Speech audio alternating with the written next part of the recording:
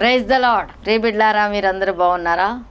దేవుని కృపను బట్టి, మీ యొక్క అనుదిన ప్రేయర్స్ని బట్టి మేము, మా కుటుంబము, మా యొక్క ప్రేయర్ ఫెలోషిప్ సంఘం వారు అంత క్షేమము, మీరు కూడా క్షేమమని ప్రార్థిస్తున్నాం. మీ యొక్క ఫోన్ కాల్స్ ద్వారా తెలుసుకుంటున్నాం.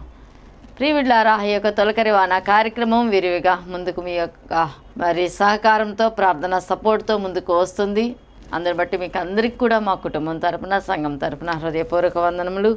ఎంతమంది అయితే కంటిన్యూగా తొలకరి వాన కార్యక్రమమునకు స్పాన్సర్స్గా, పార్ట్నర్స్గా ఉన్నారో వారందరికీ మరి ఎక్కువగా హృదయపూర్వక వందనములు చెల్లిస్తున్నాను. దేవుడు మిమ్మల్ని, మీ కుటుంబాలను, మీ రాబడిని దీవించును గాక. Praise the Lord. ప్రార్థన చేసుకుని కొద్ది నిమిషంలో వాక్యాన్ని ధ్యానించుకుందాం. పరిశుద్ధాత్మదేవ స్తోత్రములు తండ్రి. ప్రాముఖ్యమైన సమయంలో తండ్రి దీవెనరాలనైనా మీ స్లో చాటున మరుగు చేసుకోండి.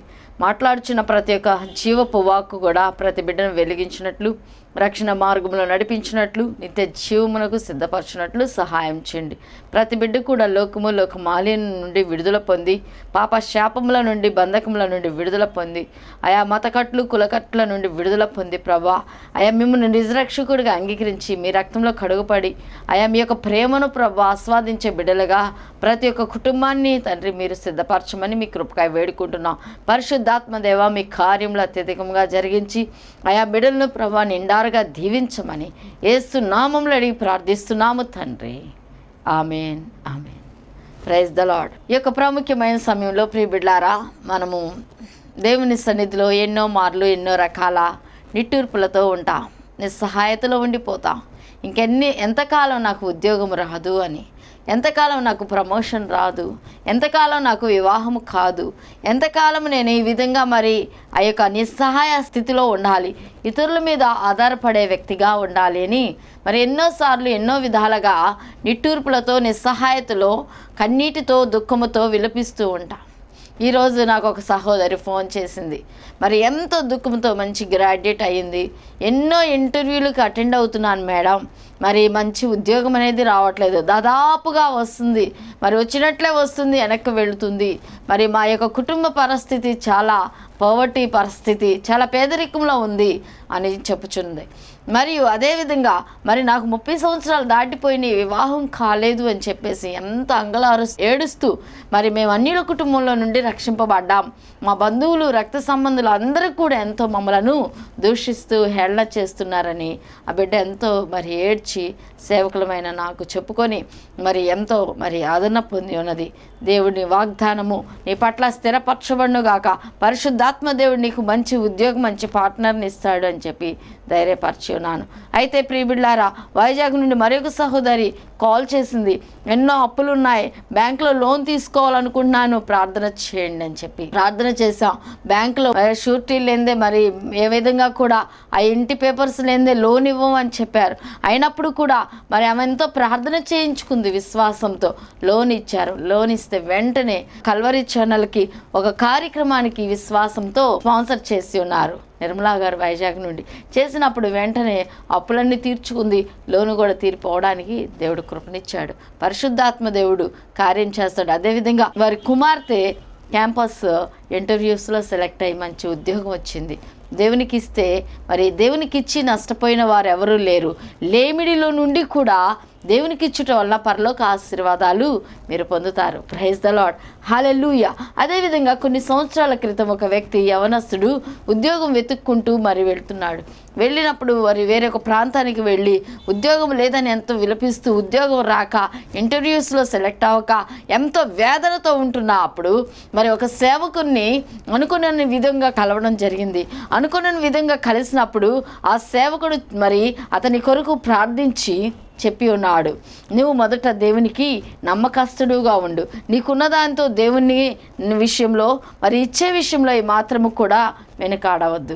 ఉద్యోగమే లేకపోతే ఇచ్చేది ఏంటి అని అనుకోలేదు, నేను అన్ని విషయాల్లో నమ్మకంగా ఉంటాను అని విశ్వాసంతో సేవకులు చెప్పిన మాటకు విధేయత చూపించినప్పుడు నువ్వు అంతకుముందు ఏం పని చేసేవాడు అంటే, మా నాన్న మరి సబ్బులు తయారు చేస్తూ ఉంటారు, ఆయనకి సహకరించేవాడిని అన్నప్పుడు మరలా వెంటనే వేరొక పార్ట్నర్తో కలిసి, వేరొక వ్యక్తితో కలిసి మరి అతను వేరొక వ్యక్తితో ఇద్దరు కలిసి పార్ట్నర్స్గా సబ్బులు తయారు చేసే చిన్ని కంపెనీ పెట్టుకున్నారు. Praise the Lord. హల్లెలూయా. అది కొంచెం తక్కువ రాబడితోనే దేవుని సేవకులకు ప్రథమ ఫలం ఇవ్వడం నేర్చుకున్నాడు. He come to know what is Jesus.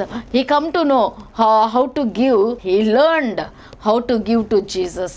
మరి దేవునికి ఇవ్వడం నేర్చుకున్నాడు.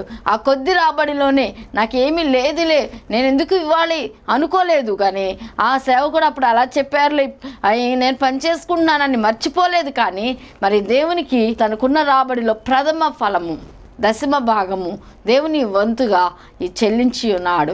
క్రమక్రమేణా అతని దేవుడు వర్ధిల్ల చేస్తూ వస్తున్నాడు.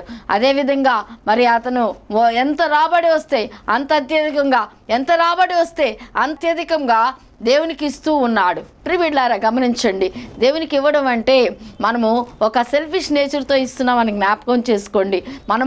మనం దేవుడు మనకి 100% అభివృద్ధి ఇస్తుంటే మనం 10% దేవునికి చెల్లిస్తున్నాం, దేవునికి లేక కాదు. అందుకని ప్రభువారు చెప్పుచున్న లేఖన భాగంలో ఏమంటే, మరి మొదట ఆయన నీతిని రాజ్యమును మనం వెతికినప్పుడు మనకు కొదవుగా ఉన్నవన్నీ కూడా అనుగ్రహింపబడతాయి. Praise the Lord. హల్లెలూయా.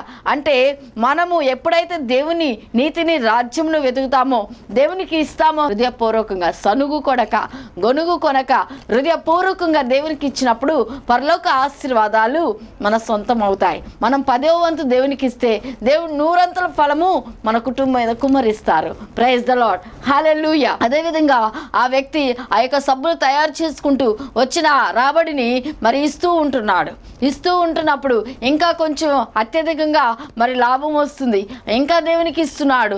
అదేవిధంగా మరి ఆ విధంగా దేవునికి ఇవ్వడం వల్ల అతని యొక్క రాబడి ఇంకా ఎంత అత్యధికం అయిపోయింది. గొప్ప సుసంపన్నమైన కంపెనీగా, పేరున్న ప్రఖ్యాతిగాంచిన కంపెనీగా యొక్క సబ్బుల కంపెనీ, అదేవిధంగా పేస్ట్లు తయారు చేసుకునే కంపెనీ తయారైంది. Praise the Lord. దేవునికి మహిమ కలుగును గాక. హల్లెలూయా. అతనే కాదు, వివాహం చేసుకున్నాడు. మరి తన భార్య బిడ్డలు ఉన్నతంగా దీవించబడ్డారు. నీ యొక్క ఆశీర్వాదానికి లేదా నీ యొక్క దీవెనకు రహస్యము ఏమిటని అడిగితే, I am giving tithe unto God.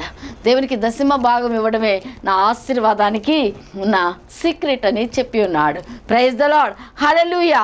మనం గమనించినట్లయితే ప్రియబిడ్లారా, అనుదినం మన ఇంట్లో వాడుచున్న కోల్గేట్, మరి అదేవిధంగా డిటర్జెంట్లన్నీ కూడా ఆ కంపెనీ నుండి ఈ రోజున వస్తున్నవి. అతని కోల్గేట్. Praise the Lord. హల్లెలూయా.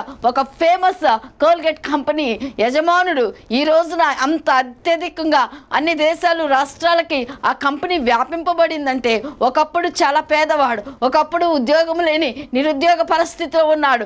సేవకుని సలహా ద్వారా, సేవకుని ప్రార్థన ద్వారా, దీవెన ద్వారా దేవుని మాటకు, దేవుని సేవకుని మాటకు విధేయత చూపించాడు. అంటారు చాలామంది, నేనే అప్పుల్లో ఉన్నాను మేడం, నేనే అప్పుల్లో ఉన్నానండి, చాలా బాధల్లో ఉన్నాం, సమస్యలో ఉన్నాం, అసలు జరగట్లేదు అంటారు.